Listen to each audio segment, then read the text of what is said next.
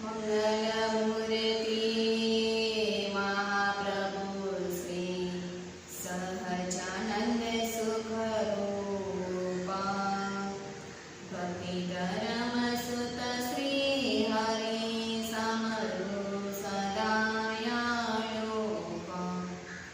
परम कृपाळु છો તમે શ્રી કૃષ્ણ સર્વાધીશ પ્રથમ તમને પ્રાણમો નમો વારંવાર શીશ નમો વારંવાર શીશ ઓમ શ્રી સ્વામિનારાયણાય નમો નમઃ શ્રી પૂર્ણ પુરુષોત્તમાય શ્રી ઘનશ્યામ શ્રી સહજાનંદ સ્વામી નમો નમઃ.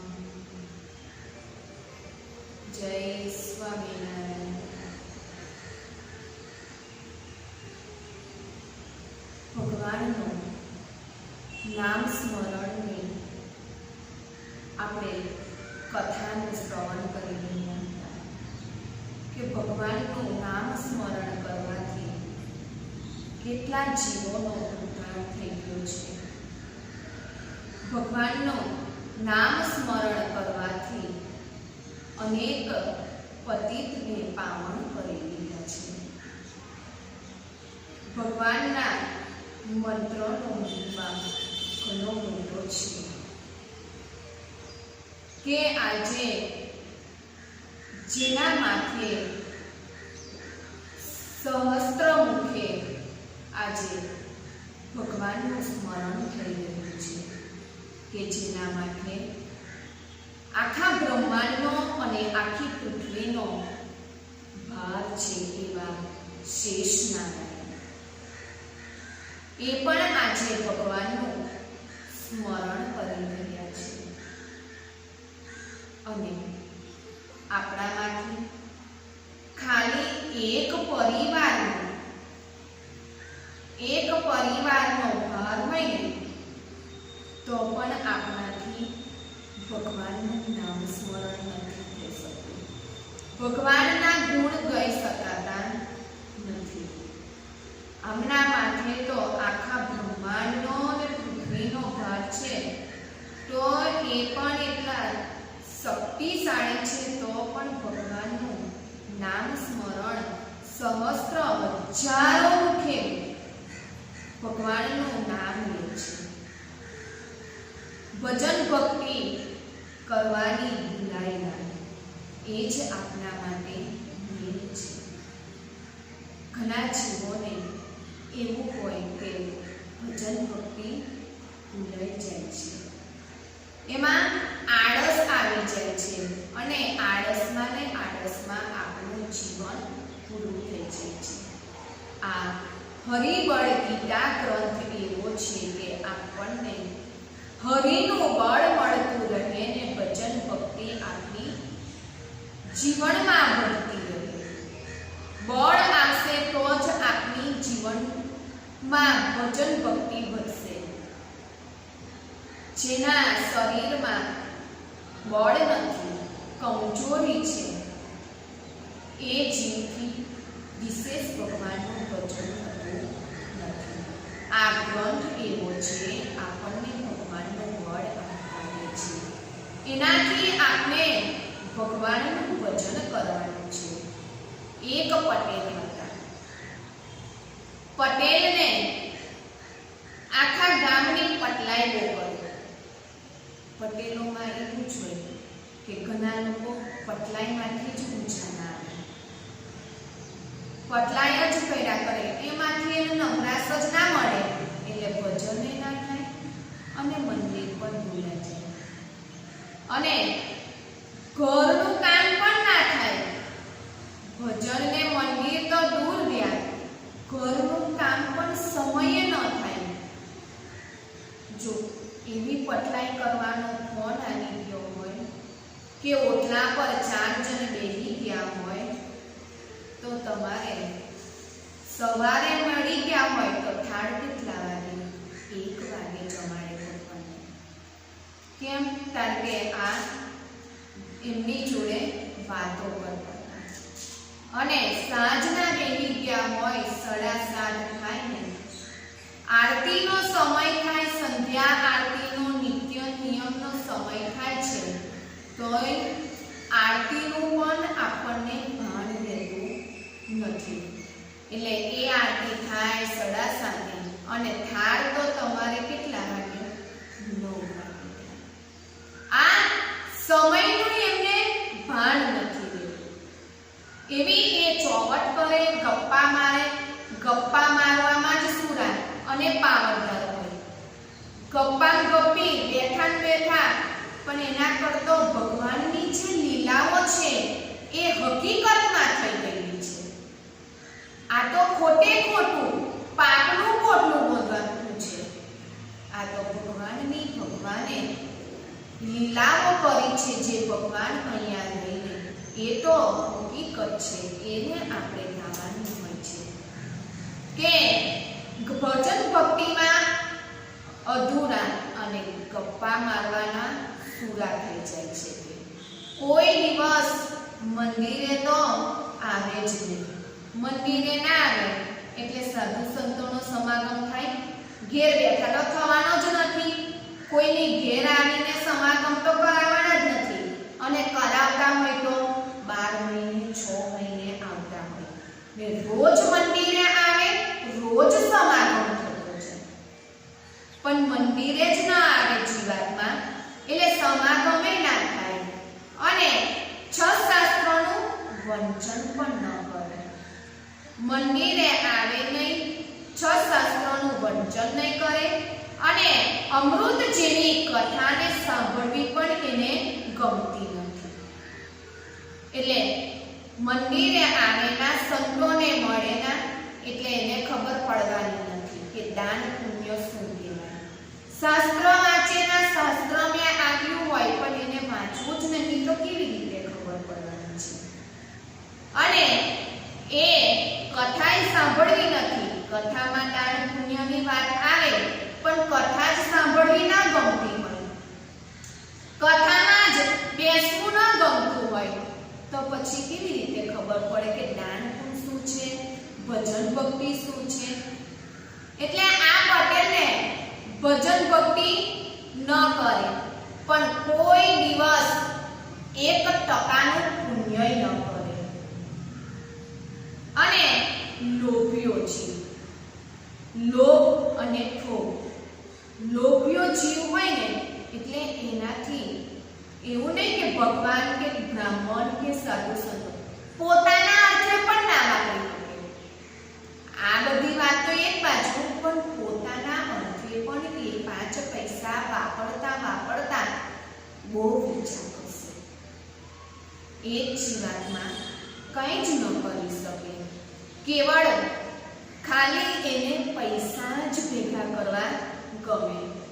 પણ પટલાની એની પત્ની આજે ઉદાર અને ધર્મશીલ હતા, એટલે એને સમજાવ્યા કરે કે તમે કંઈક ભજન ભક્તિ કરો, તમે કઈ મંદિરે જાઓ, કઈ દાન પુણ્ય કરો કે. એટલે આ પટેલ એવું કે અવડે શું ઉતાવળ છે, કરીશું આવે કે સમય આવશે ત્યારે કે. આપેલા બેન સમજાવ્યા જ કરે.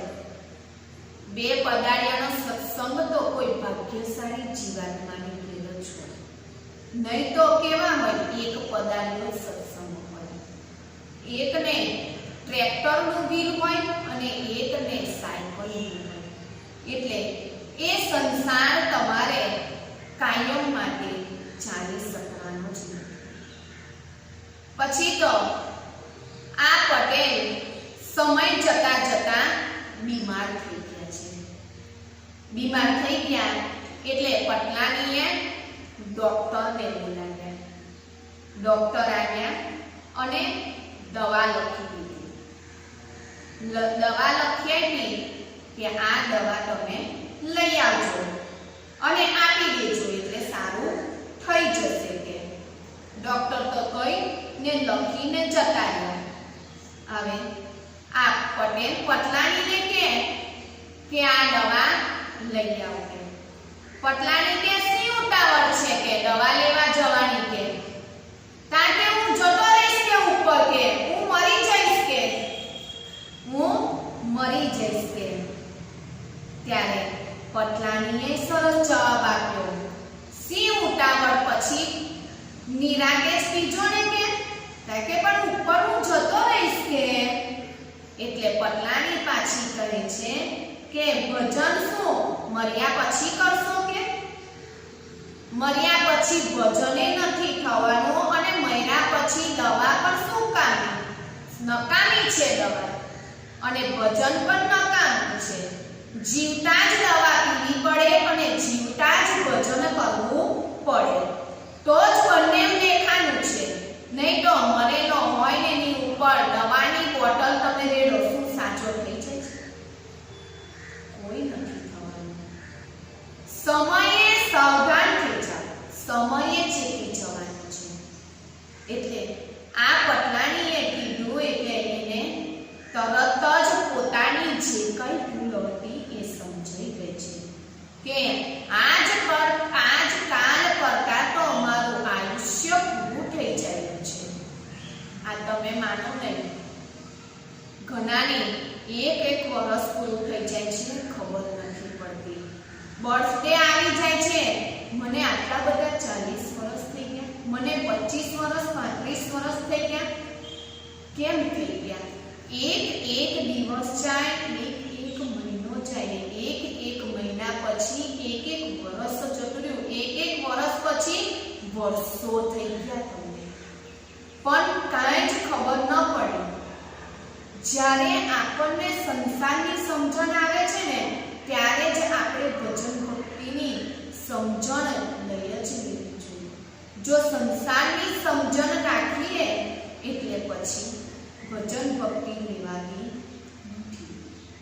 પટેલ તો આંખો ખુલી ગઈ છે એટલે એને થઈ ગયું કે હવે મારે કંઈક કરવું પડે કે જીવને મારે હવે સજાગ કરવો પડે જીવને મારે જાગૃત કરવો પડે આ જીવ ઊંઘતો હતો અત્યાર સુધી જીવ ઊંઘી રહ્યો છે એટલે મારે એને જાગૃતિ લાવવી પડશે કે મારી પત્નીની વાત સાચી જ છે કે સાચી કોને મનાય કે જ્યારે એનામાં સત્ય જ્ઞાન થઈ જાય છે અજ્ઞાન દૂર થાય અને સત્ય એવું એના જીવમાં જ્ઞાન થાય ત્યારે કોઈક આ વાત આપણને કહે ને તો જ સમજાય પણ જ્યાં સુધીને અજ્ઞાન છે એ સત્ય વાત કહે છે તે પણ આપણને સવડી લાગતી નથી અવળી જ લાગે છે એ તો એ કરે છે ને એટલે આપણને કરાવવા માંગે છે પણ એ તો એ કરે છે એ સમજતો નથી કે એ કરે છે એ તો એનું થઈ જ ગયું છે પણ એ મને કરાવે છે એ મારા માટે કરાવે છે એના માટે કરાવતા નથી મારા માટે કરાવે છે પણ જ્યારે જીવને જાગૃતિ આવે ને ત્યારે જ એને પોતા માટે કરવાનું મન થાય અને બીજા જીવને પણ એને કરાવવાનું મન થાય કે મારે એને પણ ભજન ભક્તિ કરાવી છે કે આ પટેલ તો પાકા સત્સંગી થઈ ગયા છે અને નિત્ય નિયમ અનુપાલન કરવા લાગ્યા છે રોજ મંદિરે જાય છે અને પુણ્યદાન યથાશક્તિ પ્રમાણે કરવા લાગ્યા છે અને ભજન ભક્તિ વધી ગઈ છે જેમ જેમ દિવસો વધવા લાગ્યા તેમ તેમ ભક્તો બરાબર જામી ગયા છે અને ભજન ભક્તિ એમની ખૂબ રંગ લાગી ગઈ છે બરાબર વાત સમજાઈ જાય તો જ જીવનું કલ્યાણ થાય એવું છે જ્યાં સુધીને આ ભજન ભક્તિની વાત ન સમજાય પછી એને કલ્યાણ થતું નથી પૃથુ રાજા હતા પૃથુ રાજાએ ભગવાન પ્રસન્ન થયા અને ભગવાનને દર્શન આપ્યા ત્યારે ભગવાને કહ્યું માગ માગ તને એ વરદાન આપું કે ત્યારે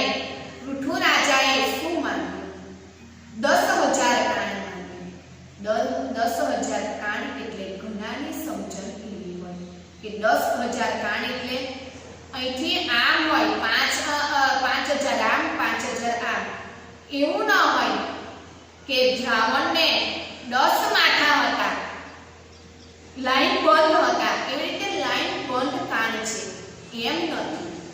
10,000 કાનમાં જેટલી શક્તિ છે એટલી શક્તિ મને આ બે કાનમાં આપો. મારે તમારા લીલા ચરિત્રનું સ્તવન કરવું છે, મારે તમારા ગુણનો ગાન જ કરવું છે, મારે તમારા આ કથા વાર્તાનું શ્રવણ જ કર્યા કરવું છે, જેને ભગવાનનો મહિમા છે અને મહિમા છે અને ભક્તિ છે, તે જ આવી સમજણ કેળવી અને આ માંગણી કરે. નહીં તો માયાના જીવ તો શું માંગે? માયાના જીવ તો એમ જ કે મારા છોકરાને સારી ડિગ્રી મેળવજો, મારા છોકરાને સારી નોકરી અપાવજો, મારા ઘરવાળાને સારું કરી દેજો, મને એક બંગલો આપજો. માયાના જીવ આ જ વસ્તુ માંગે.